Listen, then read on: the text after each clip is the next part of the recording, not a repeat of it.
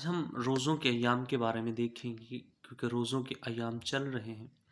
تو روزوں کا مطلب کیا ہے، روزے رکھے کیوں جاتے ہیں، روزوں کے اوقات کیا ہیں اور ان کے فائدے کیا ہیں۔ پہلے نمبر پر روزہ فارسی زبان کا لفظ ہے جس کا مطلب ہے دکھ یا تکلیف کا دن۔ اب روحانی اصطلاح میں اس کا مطلب ہے روزہ جب بھی کوئی انسان رکھتا ہے تو روزہ ایک ایسی قربانی ہے جس میں ایک بشر اپنا کھانا پینا ارادتاً چھوڑ کر اپنے خدا کے قریب اس کی قربت میں آنے کی کوشش کرتا ہے، جس سے وہ تمام تر نفسیاتی جسمانی برے کاموں سے پرہیز کرنے کی کوشش کرتا ہے اور خدا کے قریب آنے کی کوشش کرتا ہے۔ اب اس کے حوالہ جات ملتے ہیں احبار کی کتاب، اس کا 29واں باب 16ویں آیت اور 23واں باب 26 سے 32ویں آیت تک۔ اب سوال یہ بھی کیا جاتا ہے، اکثر اوقات یہ زیادہ سوال کیا جاتا ہے جی روزوں کے اوقات کیا ہیں؟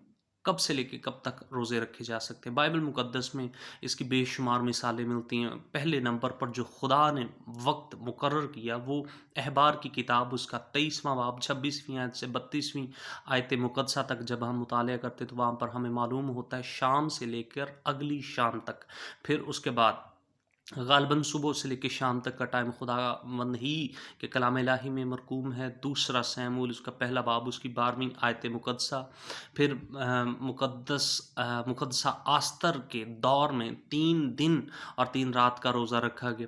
آستر کی کتاب اس کا 4تھا باب 15ویں اور 16ویں آیت۔ اس کے بعد مقدس داؤد نے 7 دن کا روزہ رکھا۔ دوسرا سیموئیل 12واں باب مقدس موسیٰ نے 40 دن کے روزے رکھے۔ اس کے بعد مقدس ایلیاہ نے 40 دن کا روزہ رکھا۔ پھر سب سے معتبر خداوند یسوع مسیح ناصری نے 40 دن کا فاقہ کیا۔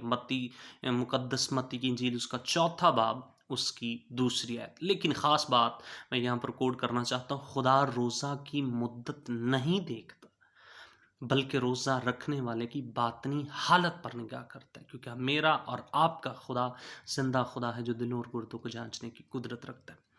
اب روزے رکھے کیوں جاتے ہیں؟ بہت سی وجوہات ہیں، بہت سے مقاصد ہیں، لوگ الگ الگ مقاصد کے لیے روزہ رکھتے ہیں، لیکن بائبل مقدس میں کچھ چند پوائنٹس میں آپ کے سامنے رکھنے لگا۔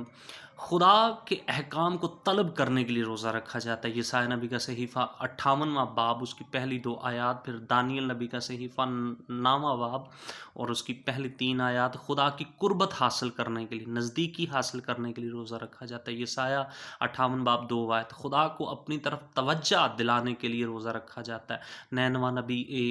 یونا نبی کی کتاب کا ہم مطالعہ کر سکتے ہیں جب وہاں کے لوگوں نے روزہ رکھا۔ پھر اپنی دعا کو زیادہ مؤثر بنانے کے لیے روزہ رکھا جا سکتا ہے۔ یسایا 58واں باب اس کی 4تھی آیت مقدسہ خدا کو راضی کرنے کے لیے روزہ رکھا جا سکتا ہے، خدا سے سیدھی راہ کو طلب کرنے کے لیے روزہ رکھا جا سکتا ہے، اور بھی بے شمار مقاصد ہیں جو وقت کو مد نظر رکھتے ہوئے میں ابھی نہیں شیئر کر سکتا۔ اب آخری بات ہے، چند ایسے اکثریت میں کچھ ایسے لوگ ہیں جو روزے تو رکھتے ہیں، کچھ کہتے ہیں جی ہمارے اختیاری، کچھ کہتے ہیں فرض ہے۔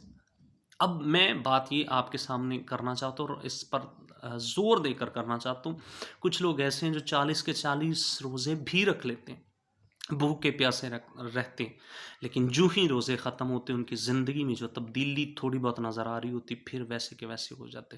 کچھ تو ایسے ہیں جو پہلے سے بھی بدتر ہو جاتے، اگر وہ سگریٹ نوشی کرتے ہیں تو روزوں کے بعد ویسے ہی سیم سگریٹ نوشی جاری رہتی، نسوار رکھتے ہیں، اور بھی اگر برے کام کرتے ہیں، گالیاں دیتے ہیں، جھوٹ بولتے ہیں، بدکاری کرتے ہیں، حرام کاری کرتے ہیں، شراب نوشی کرتے ہیں، انفیکٹ عید پر وہ لوگ شروع کر دیتے ہیں۔